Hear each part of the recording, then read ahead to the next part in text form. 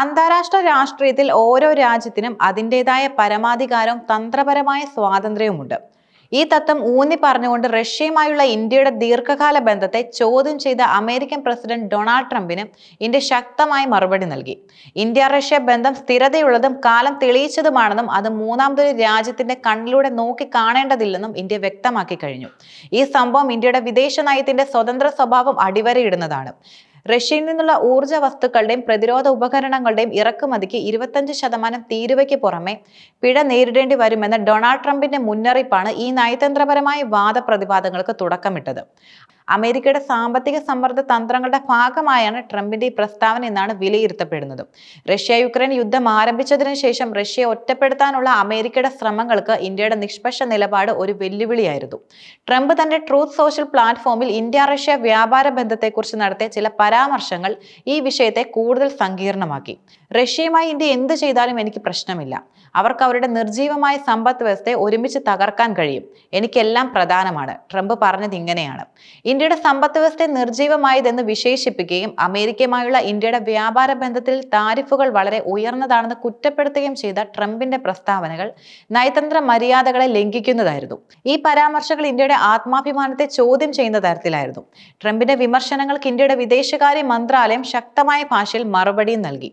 വിദേശകാര്യ മന്ത്രാലയ വക്താവ് രൺധീർ ജയ്സ്വാൾ ഇന്ത്യയുടെ നിലപാട് വ്യക്തമാക്കിക്കൊണ്ട് ഇങ്ങനെ പറഞ്ഞു: ഏതൊരു രാജ്യങ്ങളുമായുള്ള ഇന്ത്യയുടെ ബന്ധം അവരുടെ സ്വന്തം യോഗ്യതയും ദേശീയ താൽപര്യങ്ങളെയും അടിസ്ഥാനമാക്കിയുള്ളതാണ്. മൂന്നാമതൊരു രാജ്യത്തിന്റെ കണ്ണിലൂടെ അതിനെ കാണേണ്ടതില്ല. ഈ പ്രസ്താവന ഇന്ത്യയുടെ വിദേശ നയം സ്വതന്ത്രവും ആഭ്യന്തര താൽപര്യങ്ങളെ അടിസ്ഥാനമാക്കിയുള്ളതാണെന്നും അടിവരയിടുന്നു. പ്രതിരോധ സംഭരണങ്ങളെക്കുറിച്ചുള്ള ട്രംപിന്റെ പരാമർശങ്ങൾക്കും ജയ്സ്വാൾ കൃത്യമായി മറുപടി നൽകി. പ്രതിരോധ ആവശ്യങ്ങൾക്കുള്ള ഉറവിടം നിർണ്ണയിക്കുന്നത് നമ്മുടെ ദേശീയ സുരക്ഷാ ആവശ്യകതകളും തന്ത്രപരമായ വിലയിരുത്തലുകളും മാത്രമാണ്. അതുപോലെ നമ്മുടെ ഊർജ്ജ ആവശ്യങ്ങൾക്കായി ഉറവിടം കണ്ടെത്തുന്നതിന് വിപണിയിൽ ലഭ്യമായതും നിലവിലുള്ള ആഗോള സാഹചര്യങ്ങളും ഞങ്ങളെ നയിക്കുന്നു, അദ്ദേഹം കൂട്ടിച്ചേർത്തു. ഇന്ത്യയുടെ പ്രതിരോധ ഊർജ്ജ നയങ്ങൾ അന്തർദേശീയ സമ്മർദ്ദങ്ങൾക്ക് വഴങ്ങാത്ത പരമാധികാര തീരുമാനങ്ങളാണെന്ന് ഇതിലൂടെ ജയ്സ്വാൾ വ്യക്തമാക്കുകയായിരുന്നു. ഇന്ത്യയുടെ മറുപടി കേവലം റഷ്യയുമായുള്ള ബന്ധത്തെ ന്യായീകരിക്കാൻ മാത്രമല്ല, ആഗോളതലത്തിൽ തങ്ങളുടെ നയതന്ത്രപരമായ സ്വാതന്ത്ര്യവും പരമാധികാരവും ഉയർത്തിപ്പിടിക്കാനുള്ള ദൃഢനിശ്ചയം കൂടിയാണ്. ഇന്ത്യയും റഷ്യയും തമ്മിലുള്ള ബന്ധം കേവലം സമീപകാലത്തെ സൗകര്യങ്ങളെ അടിസ്ഥാനമാക്കിയുള്ളതല്ല, മറിച്ച് പതിറ്റാണ്ടുകളായി വളർന്നു വികസിച്ചു വന്ന ആഴത്തിലുള്ള സൗഹൃദമാണ്. സോവിയറ്റ് യൂണിയൻ കാലഘട്ടം മുതൽക്കേ പ്രതിരോധം, സാമ്പത്തികം, ബഹിരാകാശം, ആണവോർജ്ജം തുടങ്ങിയ മേഖലകളിൽ ഇരു രാജ്യങ്ങളും തമ്മിൽ ദൃഢമായ സഹകരണവുമുണ്ട്. ഇന്ത്യയുടെ പ്രതിരോധ മേഖലയിൽ റഷ്യയുടെ സംഭാവനകൾ വളരെ വലുതാണ്. ഇന്ത്യൻ സൈന്യത്തിന്റെ ആയുധ ശേഖരണത്തിന്റെ വലിയൊരു ഭാഗവും റഷ്യൻ നിർമ്മിതമാണ്. സുഖോയ് ഫൈറ്റർ ജെറ്റുകൾ, T-90 ടാങ്കുകൾ, S-400 മിസൈൽ സംവിധാനം തുടങ്ങിയ അത്യാധുനിക ആയുധങ്ങൾ ഇന്ത്യ റഷ്യയിൽ നിന്ന് സ്വന്തമാക്കിയിട്ടുണ്ട്. ഈ ബന്ധം ആയുധ വിൽപ്പനയിൽ മാത്രം ഒതുങ്ങി നിൽക്കുന്നതല്ല, മറിച്ച് സാങ്കേതിക വിദ്യയുടെ കൈമാറ്റം, സംയുക്ത സൈനിക അഭ്യാസം, പ്രതിരോധ ഗവേഷണം എന്നിവയിലും വ്യാപിച്ചു കിടക്കുന്നു. റഷ്യയിൽ നിന്നുള്ള ഈ സൈനിക സഹകരണം ഇന്ത്യയുടെ ദേശീയ സുരക്ഷയ്ക്കും അത്യന്താപേക്ഷിതമാണ്. പെട്ടെന്നൊരു ദിവസം ഈ ആശ്രിതത്വം അവസാനിപ്പിക്കുന്നത് ഇന്ത്യയുടെ പ്രതിരോധ ശേഷിയെ പ്രതികൂലമായി ബാധിക്കും. ഊർജ്ജ ആവശ്യകതകൾ നിറവേറ്റുന്നതിലും റഷ്യ ഇന്ത്യയുടെ പ്രധാന പങ്കാളിയാണ്. റഷ്യ യുക്രൈൻ യുദ്ധം ആരംഭിച്ചതിനു ശേഷം അന്താരാഷ്ട്ര വിപണിയിൽ എണ്ണവില കുതിച്ചുയർന്നപ്പോൾ റഷ്യയിൽ നിന്ന് കുറഞ്ഞ വിലയ്ക്ക് എണ്ണ വാങ്ങാനുള്ള ഇന്ത്യയുടെ തീരുമാനം രാജ്യത്തിന്റെ ഊർജ്ജ സുരക്ഷയ്ക്ക് ഏറെ സഹായകമായി. ഇത് ദശലക്ഷക്കണക്കിന് ഇന്ത്യൻ പൗരന്മാർക്ക് വിലവർധനയുടെ ഭാരം കുറയ്ക്കാൻ സഹായിച്ചു. അന്താരാഷ്ട്ര വേദികളിൽ പല വിഷയങ്ങളിലും ഇന്ത്യയും റഷ്യയും സമാനമായ കാഴ്ചപ്പാടുകൾ പുലർത്തുന്നുമുണ്ട്. UN സുരക്ഷാ കൗൺസിലിൽ ഉൾപ്പെടെ പലപ്പോഴും റഷ്യ ഇന്ത്യക്ക് പിന്തുണ നൽകിയിട്ടുമുണ്ട്.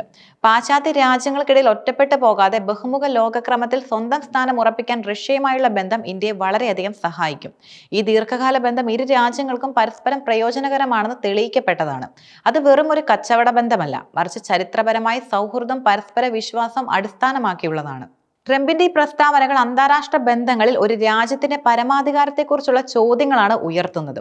ഒരു പരമാധികാര രാഷ്ട്രത്തിന് തങ്ങളുടെ ദേശീയ താൽപര്യങ്ങൾക്കനുസരിച്ച് മറ്റ് രാജ്യങ്ങളുമായി ബന്ധങ്ങൾ സ്ഥാപിക്കാനും നിലനിർത്താനും പൂർണ്ണമായ അവകാശവുമുണ്ട്. ഈ അടിസ്ഥാന തത്വം ലംഘിക്കുന്ന തരത്തിലുള്ള പ്രസ്താവനകൾ തന്ത്രപരമായ പ്രശ്നങ്ങൾക്ക് മാത്രമേ വഴിയൊരുക്കൂ. ലോകം ഒരു ബഹുമുഖ ക്രമത്തിലേക്ക് മാറിക്കൊണ്ടിരിക്കുമ്പോൾ ഏതെങ്കിലും ഒരു വൻ ശക്തിയുടെ പക്ഷം ചേരാൻ ഇന്ത്യയെ പോലുള്ള രാജ്യങ്ങൾക്ക് കഴിയുകയുമില്ല. ഇന്ത്യക്ക് അമേരിക്ക, റഷ്യ, യൂറോപ്യൻ യൂണിയൻ, മധ്യേഷ്യൻ രാജ്യങ്ങൾ എന്നിവയുമായെല്ലാം ശക്തമായ ബന്ധങ്ങളും ആവശ്യമാണ്. ഓരോ ബന്ധവും ഇന്ത്യയുടെ തന്ത്രപരമായ സാമ്പത്തിക സുരക്ഷാ താൽപ്പര്യങ്ങളെ നിറവേറ്റുന്നുമുണ്ട്. അതിനാൽ ഒരു രാജ്യത്തിന്റെ സമ്മർദ്ദത്തിന് വഴങ്ങി മറ്റൊരു രാജ്യവുമായുള്ള ബന്ധം അവസാനിപ്പിക്കുന്നത് ഇന്ത്യയുടെ ദേശീയ താൽപ്പര്യങ്ങൾക്ക് വിരുദ്ധമാകും. ഇന്ത്യയുടെ മറുപടി തങ്ങളുടെ വിദേശ നയം ദേശീയ താൽപ്പര്യങ്ങളെയും തന്ത്രപരമായ ആവശ്യങ്ങളെയും അടിസ്ഥാനമാക്കിയുള്ളതാണെന്നും ബാഹ്യ സമ്മർദ്ദങ്ങൾക്ക് വഴങ്ങില്ലെന്നും വ്യക്തമാക്കുന്നു. റഷ്യയുമായുള്ള ഇന്ത്യയുടെ ദീർഘകാല ബന്ധം പരസ്പര വിശ്വാസത്തിലും ബഹുമാനത്തിലും അധിഷ്ഠിതമാണ്. ഇത് ഇരു രാജ്യങ്ങൾക്കും പ്രയോജനകരമാണെന്ന് തെളിയിക്കപ്പെട്ടതുമാണ്. അതിനാൽ മറ്റ് രാജ്യങ്ങൾ ഈ ബന്ധങ്ങളെ സംശയത്തോടെ നോക്കുന്നത് അനാവശ്യമായ ധാരണാ പിഴവുകൾക്ക് വഴിയൊരുക്കുകയുള്ളൂ. ഈ സംഭവം ആഗോള രാഷ്ട്രീയത്തിൽ ഇന്ത്യയുടെ വളരുന്ന പ്രാധാന്യം എടുത്തു കാണിക്കുന്നു.